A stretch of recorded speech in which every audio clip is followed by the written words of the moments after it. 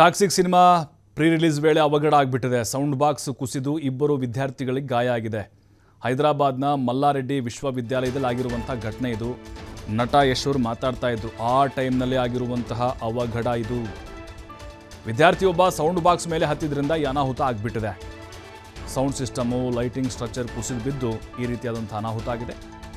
ಘಟನೆ ಬಳಿಕ ಸ್ಟೇಜ್ ಮೇಲೆ ನಟ ಯಶ್ ಗಾಬರಿ ಆಗಿಬಿಟ್ರು. ಏನಪ್ಪ ಜೋರಾಗಿ ಸೌಂಡ್ ಬಂತಲ್ಲ, ಕಿರ್ಚಾಡ್ಬಿಟ್ರಲ್ಲ ಅಂತೇಳಿ. ಆಮೇಲೆ ಎಲ್ಲ ಓಕೆನಾ ಅಂತ ಕನ್ಫರ್ಮ್ ಬಳಿಕ ಯಶ್ ಅವರು ಮಾತಾಡಲಿಕ್ಕೆ ಶುರು ಮಾಡಿದರು. ಗಾಯಾಳು ವಿದ್ಯಾರ್ಥಿಗಳಿಗೆ ಆಸ್ಪತ್ರೆಯಲ್ಲಿ ಚಿಕಿತ್ಸೆ ಕೊಡಿಸಲಾಗ್ತಾ ಇದೆ.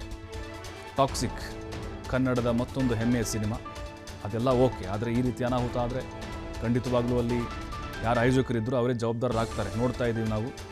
ನೋಡಿ ಎಲ್ಲಿ ಕೂತಿದ್ದಾರಂತ ನೋಡಿ ಸೌಂಡ್ ಬಾಕ್ಸ್ ಅಲ್ಲಿ ಮೇಲೆ ಹೋಗಿ ಕೂತ್ರೆ ಅದು ಒತ್ತಡಕ್ಕೆ, ಭಾರಕ್ಕೆ ಬೀಳದೇ ಇರುತ್ತಾ? ನೋಡಿ ದಬ ದಬ ದಬ ದಬ ಅಂತ ಬಿದ್ದುಬಿಟ್ರು.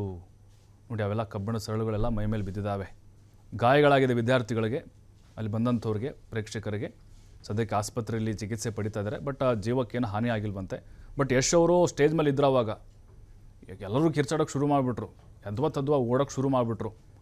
ಆವಾಗ ಯಶ್ ಅವ್ರ ಗಮನ ಈ ಕಡೆನೇ ಬಂದ್ಬಿಡ್ತು. ಏನೋ ಅನಾಹುತ ಆಗ್ಬಿಡ್ತಾ ಅಂಥೇಳಿ, ಅಥವಾ ಯಾರೋ ಬಂದ್ಬಿಟ್ರಾ ಅಂತ, ಅಥವಾ ನುಗ್ಬಿಟ್ರಾ, ಏನೋ ಒಂದು ಅನಾಹುತ ಆಗ್ಬಿಡ್ತಾ ಅಂಥೇಳಿ. ಮತ್ತು ಆಯೋಜಕರು ಬಂದು ತಿಳಿಸಿದ್ರು, ಇಲ್ಲ ಈ ರೀತಿ ಸೌಂಡ್ ಸಿಸ್ಟಮ್ ಇದಾಗಿ ಕುಸಿದು ಬಿದ್ದು ವಿದ್ಯಾರ್ಥಿಗಳು ಕೆಳಗಡೆ ಬಿದ್ದುಬಿಟ್ರು ಅಂತ. ಆಮೇಲೆ ಏನೂ ಆಗಿಲ್ಲ ಅಂತ ಹೇಳಿದರು. ಆಮೇಲೆ ನಿಟ್ಟುಸಿರು ಬಿಟ್ಟರು ಯಶ್ ಅವರು. ಏನಪ್ಪ ಇದೊಂದು ಮತ್ತೆ ತಲೆಗೆ ಏನಾದರೂ ಕಟ್ಕೊಳ್ಳುತ್ತಾ ಅಂಥೇಳಿ ಭಯದಲ್ಲೇ ಇದ್ದರು ಯಶ್ ಅವರು. ಅದಾದಮೇಲೆ ಕಂಪ್ಲೀಟಾಗಿ ವಿಚಾರವನ್ನು ಯಶ್ ಅವರಿಗೆ ಅಲ್ಲಿನ ಅವರ ಸ್ನೇಹಿತರು ಕೂಡ ತಿಳಿಸಿದರು.